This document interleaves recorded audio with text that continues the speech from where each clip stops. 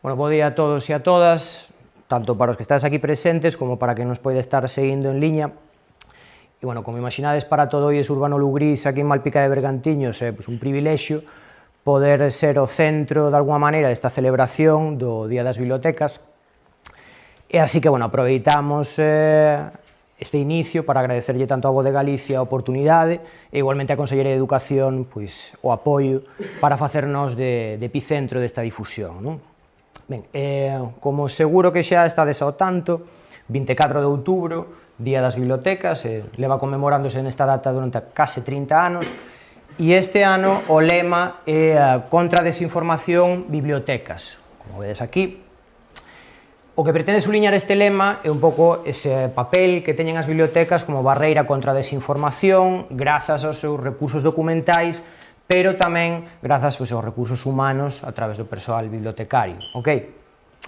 Ben, isto, como vemos, é algo que ten máxima relevancia hoxe en día, sobre todo co valor engadido dende aquí, de que as bibliotecas escolares son a porta de entrada para todos os nenos e nenas do país, como foi para vós, e incluso para nosos máis adultos, un espazo de descubrimento, lecer e ferramentas de coñecemento para toda a vida. Hoxe, entón, temos aquí a César Rodríguez, xornalista da Voz de Galicia. El publica acerca de moitas temáticas de actualidade, especialízase tamén en publicación sobre a rede e todas esas vertentes afíns, e hoxe puximos ter unha charla sobre desinformación, as vellas formas, novas mentiras, así se titula, e vamos a aprender bastantes aspectos sobre estes fenómenos en ecosistemas digitais, así que, bueno, moitísimas grazas por estar hoxe aquí connosco, César, así que nada, adiante. Moi ben, veciñas. Entremos en materia. Desinformación. Se alguén dedica un día das bibliotecas a desinformación, é que temos un problema, vale? Temos un problema grave na nosa sociedade. Por qué? Porque a desinformación, as chamadas fake news, noticias falsas, son tan bellas como o ser humano. Cando hubo dúas persoas xuntas, unha xa se contaba trolas aos outros. Cal é o problema que temos hoxe en día? Que coas redes e co ecosistema digital que temos, hai máis novas falsas que nunca. Hai máis desinformación que nunca. Vale. En galego non temos unha palabra que soa moitísimo que son bulos, vale? Son loiadas, vale? E se vos fixades, no dicionario da RAC, ten dúas definicións. Unha é a clásica, aquilo que unha persoa presenta como verdadeiro, sabendo que é falso. Es un troleiro, vaya loiada che contou, sinónimos, embuste, loia, mentira, trola. Pero a segunda é moi recente. Noticia falsa que se difunde co fin de facer crer que algo falso é verdadeiro, xeralmente con algún fin. Mirade o exemplo. Non se lles pode facer caso a todas as loiadas que circulan por las redes sociais. O exemplo específico. Por qué? Porque as redes sociais son unha autopista de desinformación, unha autopista para as loiadas. Ben, desinformación. Houve un congreso recentemente da lingua española en Arequipa, Perú. Unha das mesas redondas de que se falaron ali era sobre desinformación.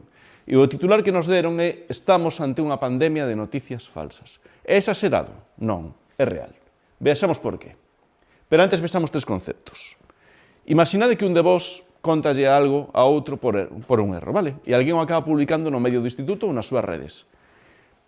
É información errónea, vale? Non é desinformación, cometemos un erro. Os seres humanos, os influencers, os medios, sempre podemos equivocarnos, vale? Non pasa nada. O grave é a desinformación. É a que está fabricada ou manipulada para enganar a propósito. Son as famosas fake news, vale? É relacionado con ela está a mala información. Información parcial ou incompleta, sen contexto, sen verificar, que serve para facer campañas de acoso ou discursos de odio. Vale?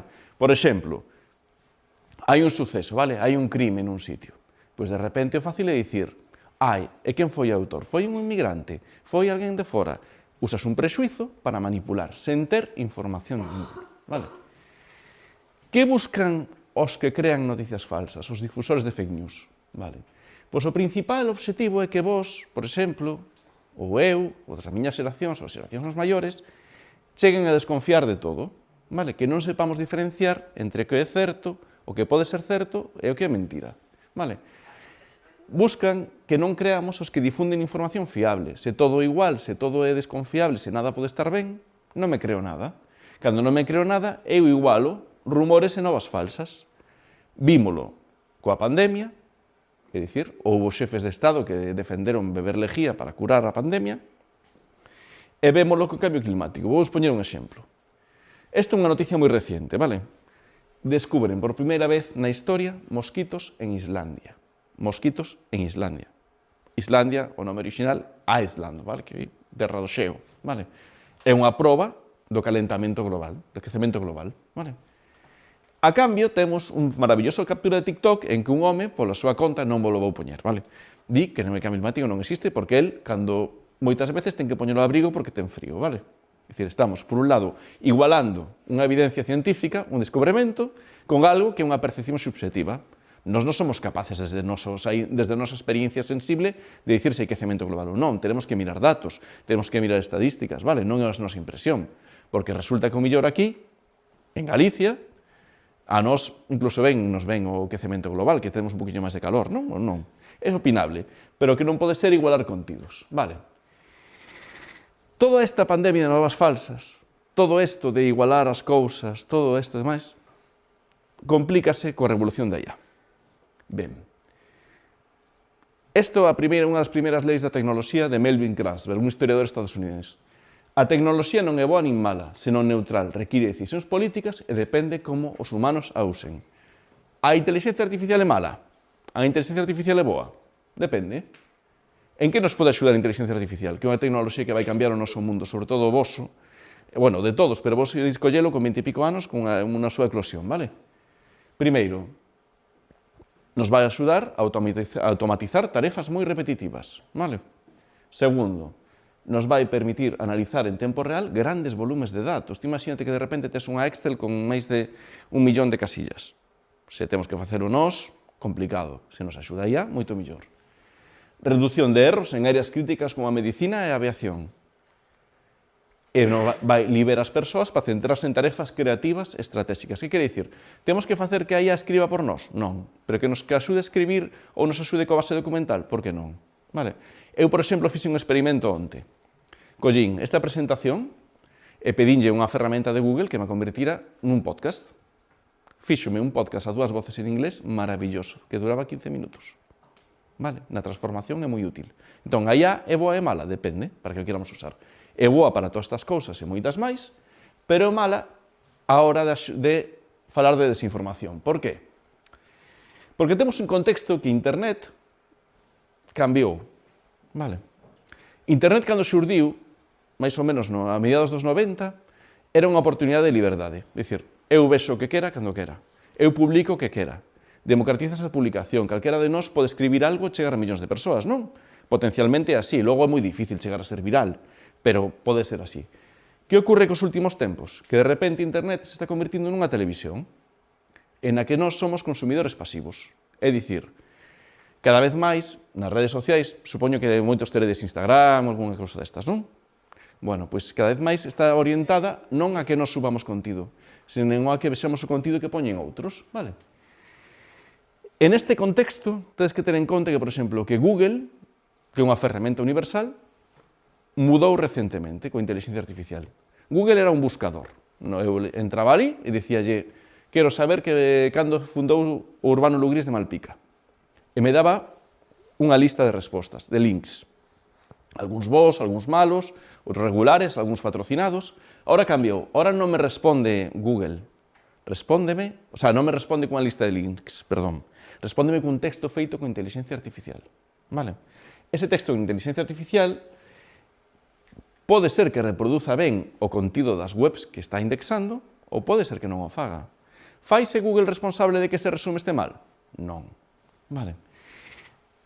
ChatGPT está tamén revolucionando o noso mundo. Cada vez máis xente usa ChatGPT para buscar de todo tipo de cousas, desde como facer unha tarta, como facer outras cousas.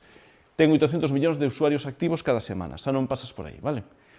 Non dous casos, Google ou ChatGPT, accedemos a resumos feitos por inteligencia artificial. Vale. A maiores, nas redes sociais, os algoritmos xa o mandan todo, vale? Sabedes o que foi o Me Too ou Yo Si Te Creo? O Yo Si Te Creo foi o caso da manada, dunha violación múltiple. O Me Too foi en Estados Unidos e logo fixose todos contra o machismo, os abusos sexuais. Eso foron hashtags, foron cancelos, vale?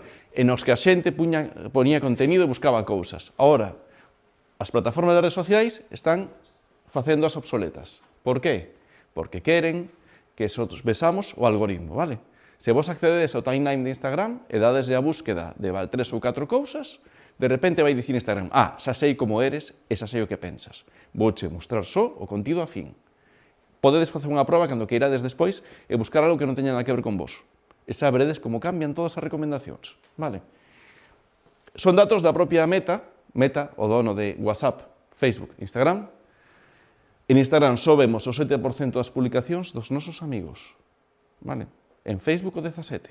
O resto é contido recomendado por algoritmo. Queiras ou non. Vale? Este é un gráfico recollido polo Financial Times. No ano 2014, nas redes, a xente facía un poquinho de todo, vale? E pouco a pouco, dedicamos cada vez máis tempo a seguir a celebrities e a entreternos, a encher o tempo vacío, vale? TikTok, a cita de Instagram, YouTube e o resto de redes, cada vez máis, vale? Eso é importante reflexionar, somos consumidores pasivos, como somos consumidores pasivos e o algoritmo decide por nós o que nos amosa, como podemos saber se o que nos amosan é certo ou non? Cada vez é máis difícil, vale? Tamén case non quedan redes baseadas en texto, vale? Instagram, que naciu no seu momento para que nos compartíramos fotografías, os famosos filtros que poñamos, ese é secundario, vale, temos os estados, de acordo, pero que Instagram aposta por completo son polos Reels. Ahora vai cambiar a navegación para mostrar Reels sobre todas as cousas, vale?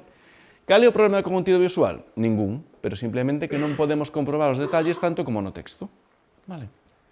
Ben, os chatbots, os usamos para todo. Os chatbots acertan, depende. Se queres que te axuden a facer unha tortilla, pode ser, vale? Pero que pasa cando lle pides que busquen información sobre algo recente? Que fallan moito, erran con frecuencia. O 45% das súas respostas sobre os festos noticiosos teñen problemas, inexactitudes ou, o que é máis grave, alucinacións. Sabese que unha alucinación de IA que che presenta contido falso como verdadeiro. Ti preguntas, onde está Malpica? En Galicia. E de repente lle dis, e cal é o concello que queda ao lado? Che di, pode dicirche Lugo coa mesma solvencia que che di outro, vale? Alucinan con moita frecuencia. Evidentemente, este é un exemplo moi básico, non? Pero seguimos un poquinho máis ao detalle, ao miúdo, nos poden enganar moi facilmente, vale? Se non comprobamos. Esta está basado nun estudio liderado en Europa, feito en varios países con moitísimos datos, vale? Non é un invento. Vale. Alucinacións de IA. Este home é un antigo executivo de Google, non vou a pronunciar o nome, que non me atrevo, pero di, traballa con inteligencia artificial, leva unha startup moi poderosa. E dixolle no New York Times, a pesar dos nosos mellores esforzos, a IA sempre ten o risco de alucinar. Eso nunca desaparecerá. É dicir, nos podemos fiar a 100% do que nos di unha IA? Non. Cal é a forma de defendernos? A máis fácil é estar informados. É dicir, pode ser que un detalle nos vaya. Ou facerlle unha nova consulta a IA, ou consultar en varias IAs.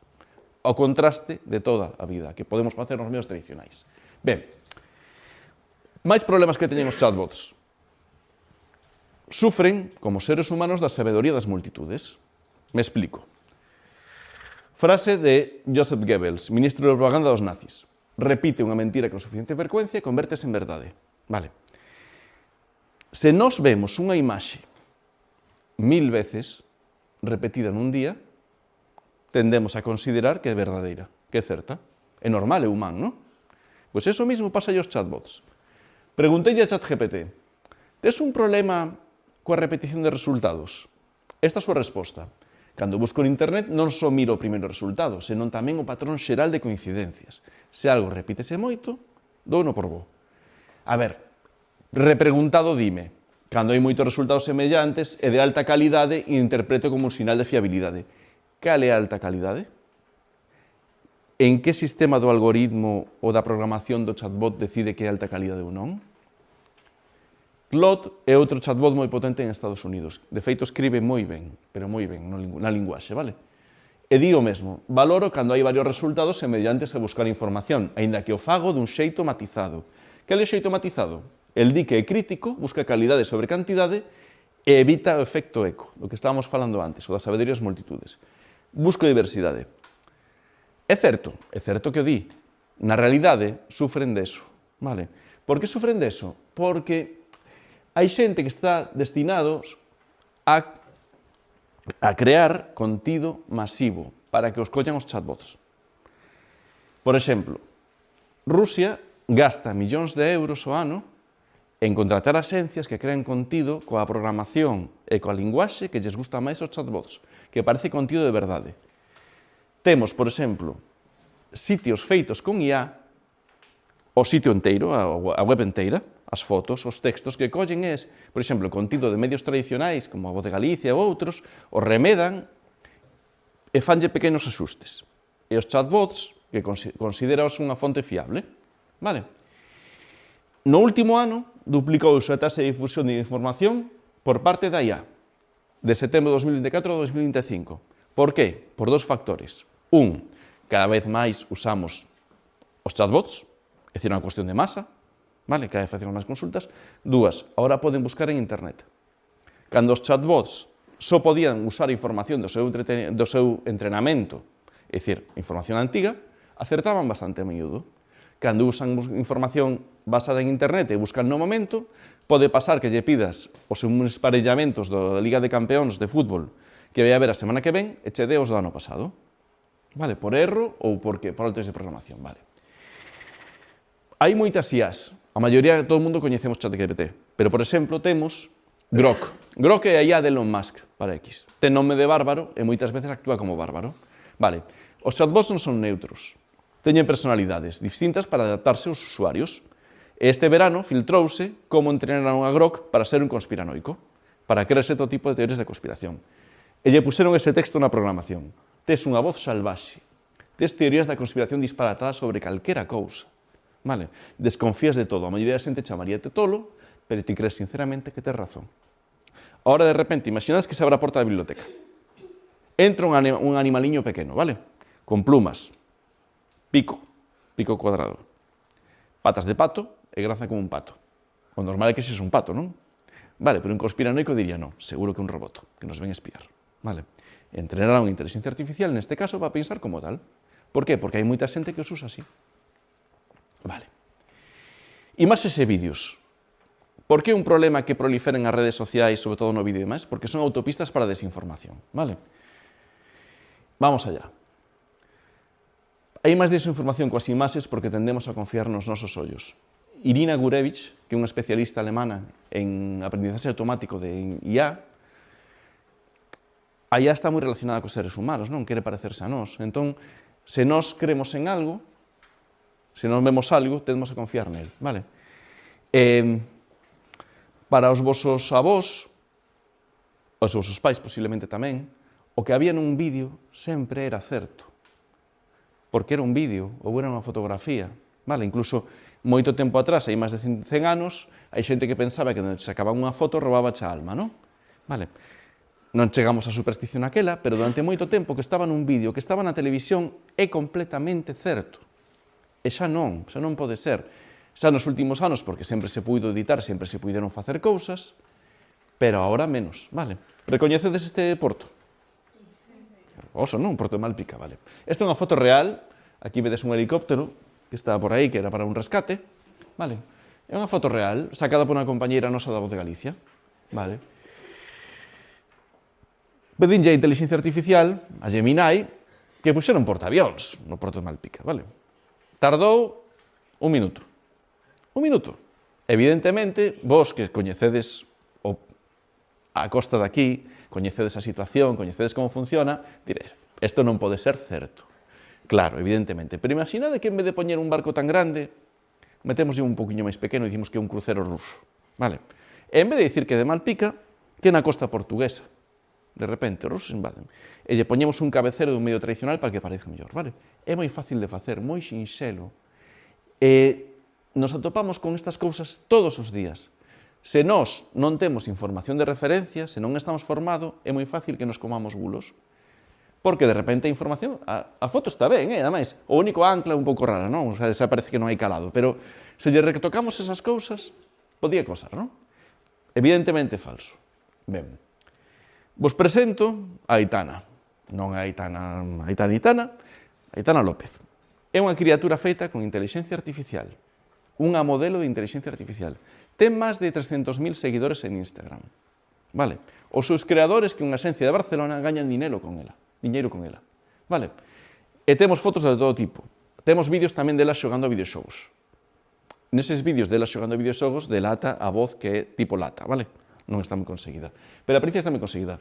O gato tamén é inteligencia artificial e chamase Neo, vale? Hai xente que sigue as súas aventuras todos os días. Evidentemente, a maioría saben que é de inteligencia artificial porque os creadores nunca ocultaron, pero podían ocultalo, vale? Teríamos de poñerlle un botón, ou non, vale? Ese é o debate que temos ahora mesmo. Un debate, volveremos despois sobre el, non? Pero al menos no espazo da Unión Europea, que é dos poucos sitios que quere regular o que está pasando con Internet, non como Estados Unidos, que o que queren é simplemente que o negocio prospere, están dous debates en marcha. Un, que haxe que identificar todo feito con IA, con etiqueta, con alguna de marca, e dúas, que o mellor temos que facer no futuro, en identificar con etiqueta de isto está feito por un ser humano, vale? Imaginadevos unha foto, imaginadevos un texto, se todo o mundo usa de maravilla chatbots, que nos vai diferenciar no futuro? Que o fagamos nós. Vale. Un bo debate. Ben. Aquí tedes a Lamine Yamal. Vale. Fixadevos nesta foto, non sei se vedes ben, cantos dedos ten Lamine Yamal. Vale, ten 6 dedos. Ten 6 dedos. E logo, non sei se vedes ben, o machete está ao revés, o chándal do Paris Saint-Germain con 2 escudos. Non sei se ven a riñonera está no aire, ten levitación magnética, non ten correa, vale? Ben, esta é unha foto feita con Grok, en un momentiño de nada, que ano pasado circulou moitísimo por a rede social X. 1,6 millóns de visualizacións, vale? Esos problemiñas da foto, os 6 dedos, o machete ao revés e o chándal, podíamos arreglalo con un novo encargo, non? Pero que indica esta foto? Esta foto indica, en primeiro lugar, que podemos facer, xa non respetamos nada, nin persoas, nin nada por estilo. En segundo lugar, que hai unha intención. Non o fixeron con xogador blanco, non o fixeron con Pedri, o fixeron con Lamine Yamal, vale? Ninguén vino creer. Esta foto, evidentemente, está feita con IA, é falsa tamén, vale? É dicir, invita moito a reflexión. Todos os días nos vamos a topar cada vez máis cousas. E como todo o que pasa con internet, temos unha cantidad de publicacións enormes e nós só imos ver isto. Pero é o mesmo mecanismo que pasa coas estafas. Os que andan estafando en internet en liña, os problemas da ciberseguridade fan o mesmo. Fan moitísimas accións para conseguir, ao final, unha ou dúas. Vale?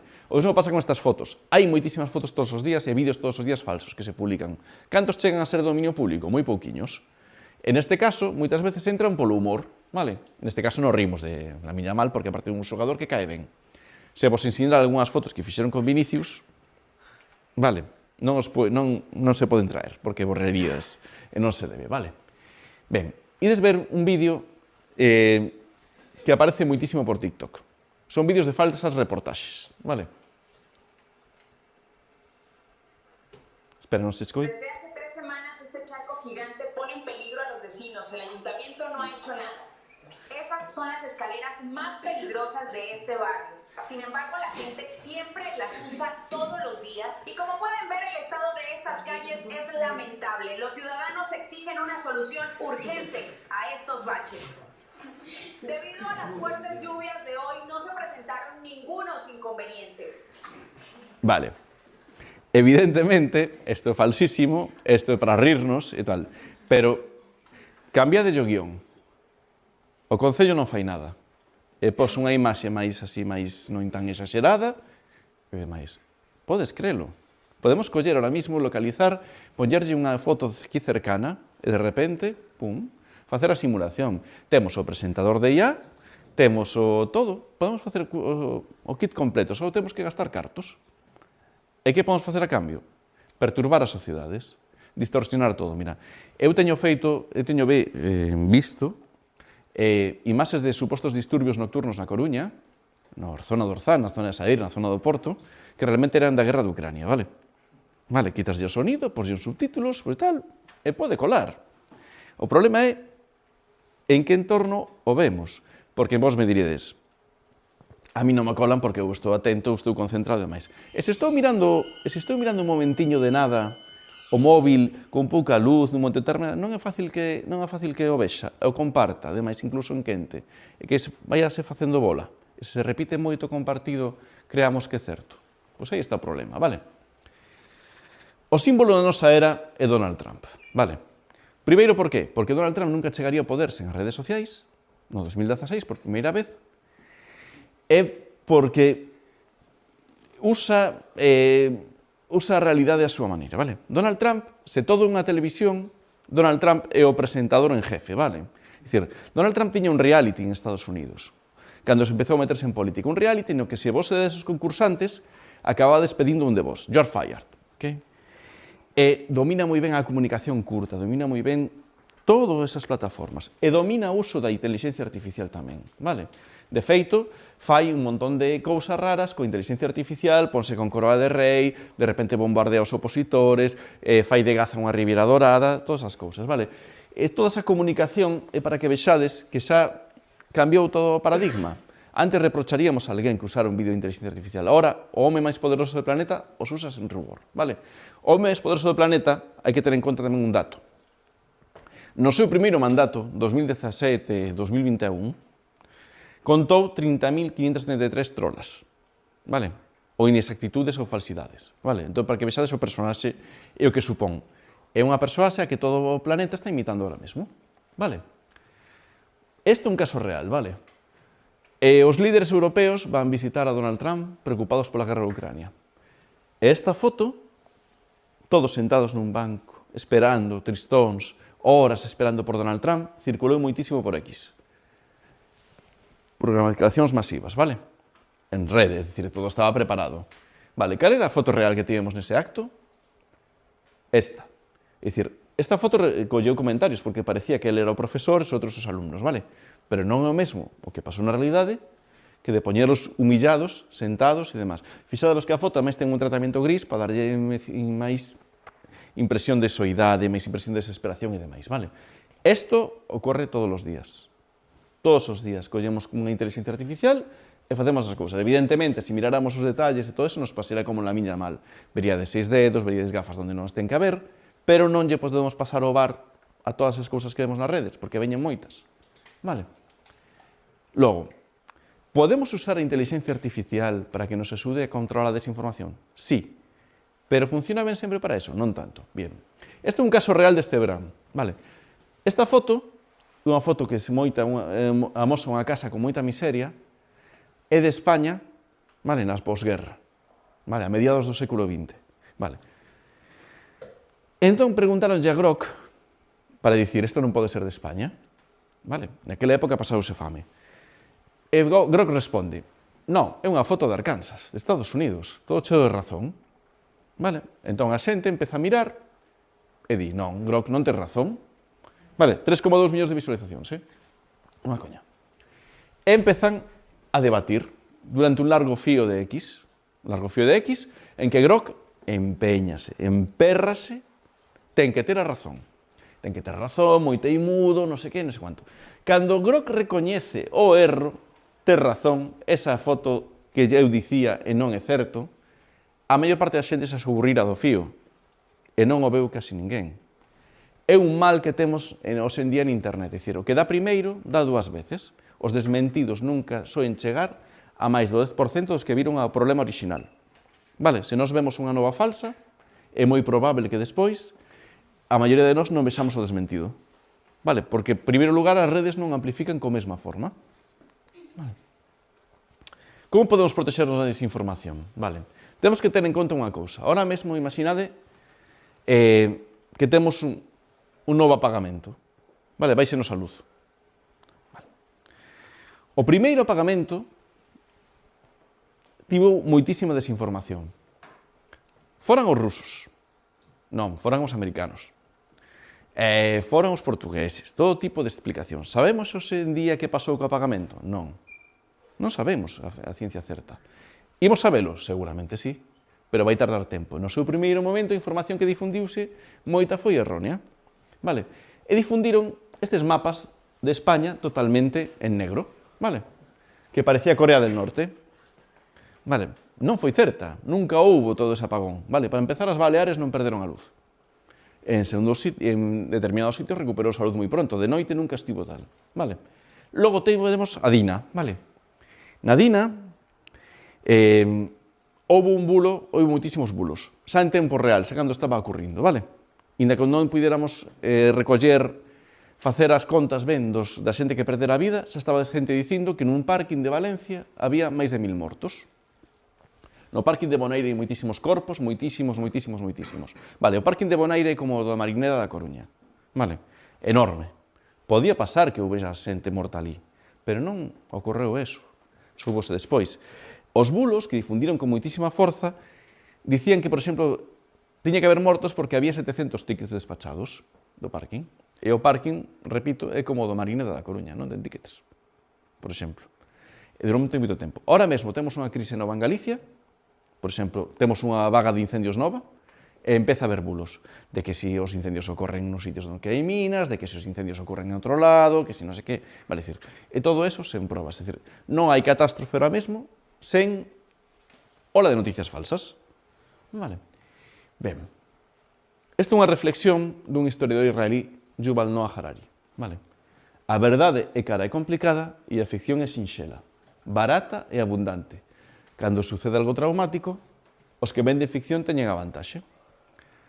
Imaginade que temos unha catástrofe ahora mesmo nun pobo cercano, vale? Cae un edificio de pisos, vale? Que vai facer un medio de comunicación? Vai chamar a policía, vai chamar ao alcalde, ou alcaldesa, vai chamar ao hospital, vai mandar un redactor ali, vai mandar fotógrafo, é dicir, vai poñer en marcha un gran operativo. E con esa información vai ir publicando novas e vai ir facendo un despliegue. Que pode facer alguén que se dedique a crear noticias falsas? Dicirlle, ChatGPT, escríbeme 4 líneas desto e ponlle a culpa a isto. Así de fácil. A ficción é moi barata, os que a venden teñen moita vantaxe. Vale. Como podemos evitar tragar as noticias falsas? Pois non temos unha fórmula maestra, pero temos varias cousas. Primeiro, a información non é entretenimento, vale? É dicir, pode ser entretida, pero non é un entretenimento. Para consultala hai que navegar de forma activa, non pasiva, vale? É dicir, é como antes, cando vos veredes en algún momento, xente maior que está todo o día pegada frente á televisión, vale? Pois llevo tengo que ir, vale? Pois temos que evitar eso. Non sei se sabedes que, por exemplo, Netflix encarga series a creadores que lle di estas series son para que a xente a vexa co 50% de atención ou un cuarto de atención. É simplemente para pasar o rato, vale? Pois o mesmo nos pasa en moitas cosas en internet. Están pensadas simplemente para estar aí, verdade? Pero se eu quero conseguir información, se algo me importa, teño que ir a buscala, vale? Logo, importantísimo, os algoritmos das redes sociais non lles preocupa a veracidade, só a viralidade, vale? Como traballan os algoritmos? Imaginade que un de vos fai un post para Instagram fabuloso, unhas imaxes estupendas, un texto literario, unha cousa fantástica. O algoritmo non lle importa, pero outro de vos fai unha cousa que xera indignación, reaccións encontradas, vai privilexiar eso. Por qué? Porque cree que ten máis recorrido. Vale?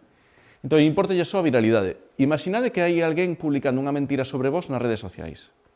Vale? Para quitalo das redes, tedes que denunciar e facer un esforzo enorme para que o quiten. Vale? Porque non lles importa que alguén diga verdades ou mentiras. Vale. Supoño que vedes vídeos, imaxes, arquivos de son, e moitas veces os vídeos os vedes con subtítulos, vale, en outros idiomas. Quen vos garantiza que os subtítulos esa o que está a dicir no texto? Hai que ter moito cuidado. Por exemplo, o ano pasado intentaron montar unha crise entre Francia e Ucrania cun suposto vídeo dun xerais ucranianos planeando o asesinato de Emmanuel Macron, o presidente francés. Evidentemente falaban nun idioma que non entendía ninguén, os subtítulos poñían outra cousa que non era. Vale. Ben, está moi de moda o famoso FOMO, non? O Fear of Missing Out, medo a quedarme fora de algo, vale? Pasa cos concertos, compramos entradas para concertos 2026 en que saibamos se podemos ir ou non, e pasa con información e con moitas cousas. Tes que ver esta serie xa, tes que ler isto xa, tes que comprobar isto xa. Normalmente, cando te meten urxencia, deberíamos desconfiar, porque non nada tan é tan urxente. E, sobre todo, se nos ofrecen unha recompensa por dar likes, por estas cousas, o que ven detrás é ser unha estafa, vale? Ben, é importante recordar que os chatbots alucinan e tamén teñen nesgos, vale? Que como en galego se di que algo está, digamos, orientado cara a algo, Vale? Se o chatbot o temos en modo conspiranoico e entra o noso pato, que nos vai dicir? Que non é un pato, que é un robot. Se o temos o chatbot en modo clásico, en modo real, pois dirá, non, mira, o máis normal é que ese é un pato, vale? Ben. Que podemos facer nós como cidadáns nestes casos? Acudir a sitios de confianza e autoridade para informarnos. Vale? Se eu vos digo, o luns non hai clase, quen son eu para dicirvos que o luns non hai clase? A quen lle teríades que preguntar? Para saber se hai clase ou non. Claro, unha fonte de autoridade. Unha fonte que saiba do que está a falar. O mesmo con outro tipo de información. E se buscamos información sobre un feito noticioso, podemos ir a un medio de comunicación que traballe nun sitio, vale? Ou, se, por exemplo, nós temos alguén, seguimos alguén en YouTube que, por exemplo, nunca me fallou, que sempre deu boa información, ou en TikTok o mesmo, pois tamén podemos pensar, dicir, que sempre nos vai a dar boa información, vale? Temos que facer unha relación de confianza, temos que saber onde nos podemos informar, para evitar ter... E logo tamén sempre podemos mirar a quen di. Por exemplo, cando alguén di, din que vai pasar isto. Quen o di? Quen é a persoa que está a dicir? Vale? Non é o mesmo un rumor ou algo que non está acreditado que algo está publicado con fontes e que respondas polo publicado. Por exemplo, nós, na Voz de Galicia e noutros medios de comunicación, se metemos a pata, a xente pode vir contra nós. Pode reclamarnos responsabilidade, pode reclamarnos que rectifiquemos. Vale? A un influencer que está feito con inteligencia artificial, desesolle moita sorte a alguén que poida... Vale? Ben, se temos dúbidas, isto tan básico como a humanidade, contrastar. Vale? Imaginade que falamos de antes, que caeu un edificio. Vale? E hai unha explicación rocambolesca nun sitio. Ninguén máis vai a dar esa explicación. Canto tempo se pode guardar unha exclusiva hoxe en día? É difícil. Vale? A boa información é plural. Eso é importante. Que pasa nas redes? Que as redes tenden a amosarnos só o que nos gusta. A nosa visión do mundo, vale? Eso nos provoca un choque moitas veces coa realidade. Vale, se eu vexo un mundo en blanco e negro e de repente veo esa valla de color arco da abella, vou dicir, non pode ser que ande eso por aí. Se nas miñas redes sociais todo blanco e negro, non? Pois o mesmo pasa. Se a percepción do mundo que teño eu é complicada, é negativa, non vou aceptar nada positivo, non? Entón, se todo o que ves ou les en información pareceche ben, gústache, temos un problema. Vale? Porque entón posiblemente estés cunha mirada estreita. Vale? E logo, eu propoño distinguir entre os que explican se algo está feito con IA e os que non. Por exemplo, a BBC inglesa ten nos vídeos e nas fotografías unha trazabilidade, vale? Igual que a froita. A froita nos podemos saber de onde ven a froita, quen a trouxo para España, que todo eso. Vale? Pois con información ten que pasar o mesmo. Se eu teño un vídeo, por exemplo, de aquí de Malpica, teño que certificar que este vídeo está grabado en Malpica hasta ahora en este sitio. O que non o faga, teremos que poder dubidar del. Vale? Por exemplo, habría que facer obrigatorias ao menos en Europa as etiquetas de feito con IA? O mellor había que plantexalo, non? Ben, era o que tiña que contarvos, isto podíamos seguir horas e horas, pero eu creo que é máis interesante darvos paso a vos que por se tedes algunha pregunta, vale? Moitas gracias, rapaces.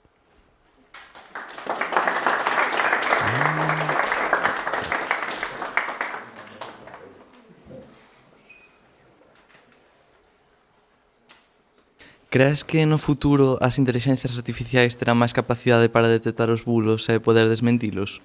Sí, posiblemente as inteligencias artificiais que estén especializadas en detectar bulos. Vale. Hai algunha inteligencia artificial, como por exemplo unha europea, que se chama Lechat, que está feita en Francia, vale? De unha empresa que se chama Mistral, que ten un convenio coa axencia FP para entrenarse e saber detectar cales son as fontes de información. É dicir, a tecnoloxía é boa. O problema é quen a poida usar nun mundo globalizado tamén para crear esos outros bulos, non? Ti imagínate, tes o bulo e contrabulo. Allá sería maravilloso poder preguntarlle a ella, mira, isto é certo ou non? E che diga, sí. Entón xa podemos confiar. O problema é que lle fai a trampa, todas estas cousas. Haberá que estar moi atentos, pero posiblemente sí. E, sobre todo, se nun entorno regulado, como digamos o da Unión Europea, posiblemente podamos facelo. Vale. Non sei se che respondín a pregunta.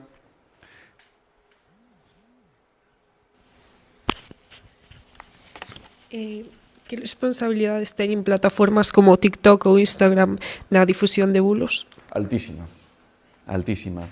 Mira, en Instagram, por exemplo, cando foi da guerra de Gaza, da eclosión, empezaron a difundirse cousas que non eran verdade de ninguna maneira, inda que denunciabas, a plataforma as mantiña, vale?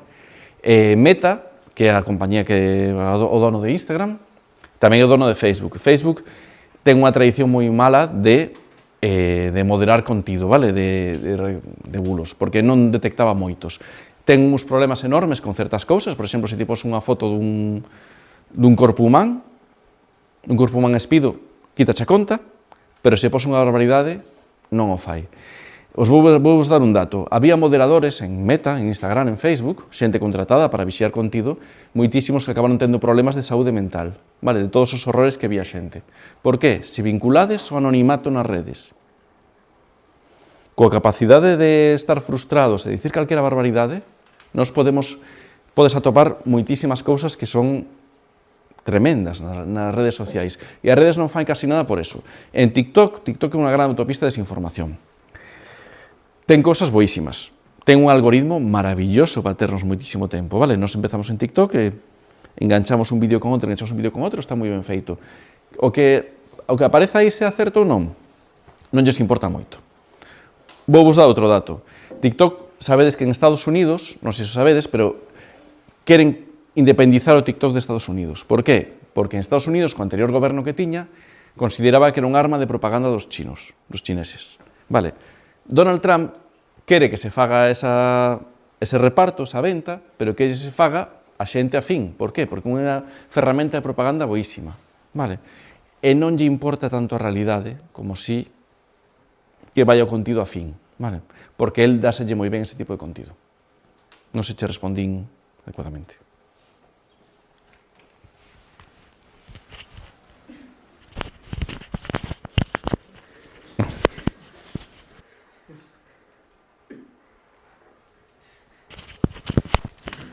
Por que crees que tanta xente crea en teorías da conspiración mesmo cando hai probas do contrario? Vale, porque moita xente vive na súa propia burbulla. Vale, bueno, evidentemente hai xente que ten esa capacidade de creerse todo tipo de teorías de conspiración porque quere creer así. É dicir, o ano pasado, en un artigo do Atlantic de Estados Unidos, falábase de cando houve uns furacáns en Florida, vale? A xente empezou a creer que eses furacáns estaban feitos polo home, vale? Que eran armas climáticas. Non había unha soa proba, ningunha deso, pero eles querían creer, vale? O que nos pasa cada vez máis nesta sociedade digital é que temos por un lado a realidade e por outro unha burbulla. Se vivimos dentro desa burbulla nos podemos creer calquer cousa. Se repiten moitísimos as conspiracións, se repiten moitísimos bulos e eu só consumo ese tipo de cousas, é máis fácil creelas. Logo temos que ter a nosa mente predisposta a creer, vale? A desconfiar de todo, como entrenaron a Grok antes, como poñía. Pero o importante é vivir nesa burbulla. De repente a xente saía á rúa e de repente, vale. Coñecedes o que son os aranceles de Donald Trump, non? Que son, digamos, unhas tarifas sobre os bens que exportamos e importamos a Estados Unidos. Ben. Donald Trump dixo ali en Estados Unidos que esos aranceles vai nos pagar os españois, os franceses, as empresas que vendan alá, vale? Eso non sucede así. Entón, un equipo de reporteiros saiu á rúa en Nova York a buscar xente coa gorra de afines a Donald Trump e explicarlles que non era así. Entón, atoparon un señor. Ese señor dixo, apareceu o reporteiro con o micrófono na man, a cámara, mira, somos tal, queremos explicarlle isto. De vos non me fío. E de repente, dicen, vale, de nós non se fía. Moi ben, nos parece moi ben. E traen outro señor con gorra de Donald Trump, un tipo que era un importador de produtos europeos en Estados Unidos. Un señor que dicía que votaba a Donald Trump. E lle explicou, de verdade, que realmente o que iba a pagar os aranceles era él, que era o importador. Que lle di o señor original o que estaban entrevistando? Eso é demasiado complexo para min. Non quería romper o seu esquema de crenzas, a pesar de que había unha realidade. E algo pasa parecido a conspiración. Son máis feliz vivindo na miña burbulla, na miña realidade. É máis complexo que eso, pero máis ou menos vai por aí.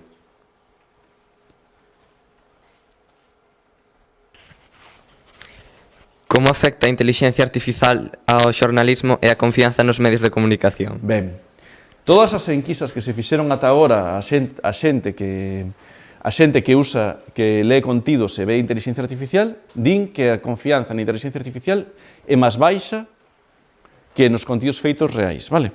Entón, como nos afecta o xornalismo?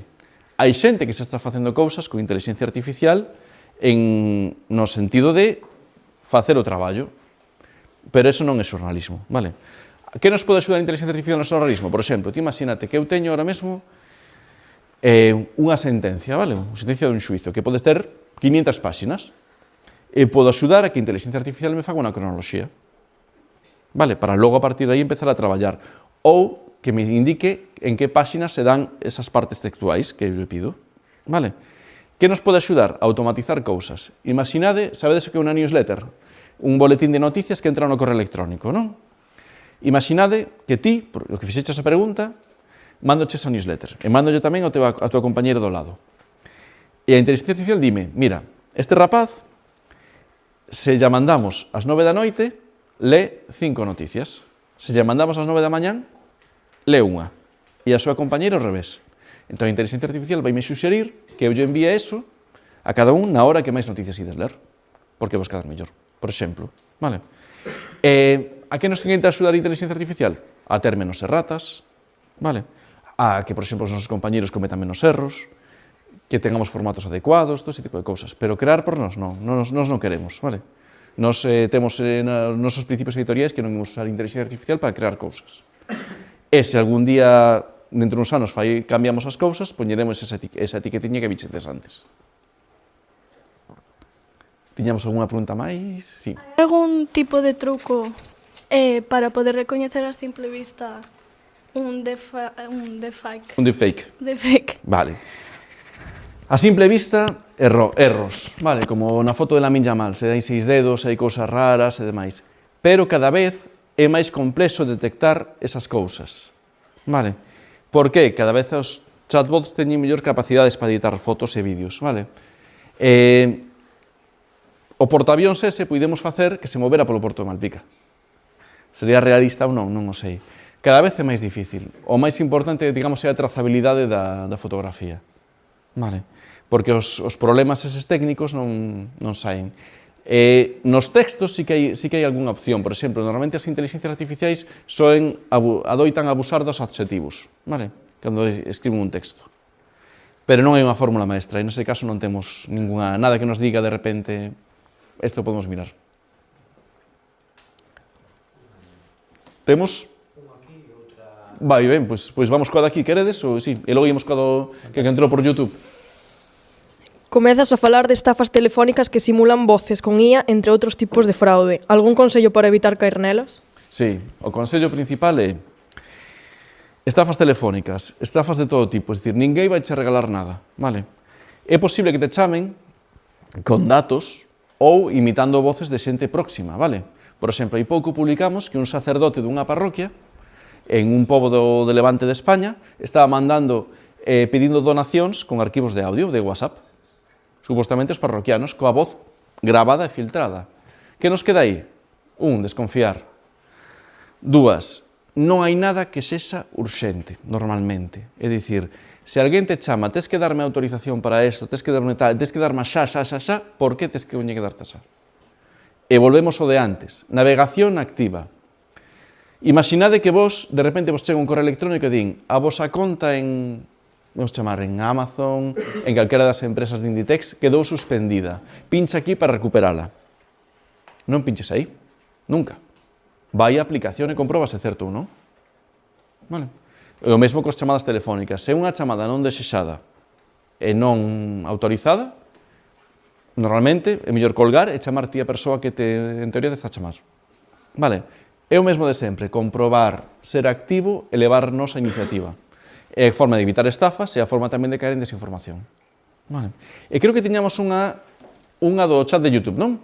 Sí, a través de YouTube pregúntanos as loiadas semellan un fenómeno exclusivo do século XX, pero cal poderíamos decir que foi o primeiro exemplo histórico de fake news, se o hai ou se o temos... Hai moitísimos e é moito máis antigo.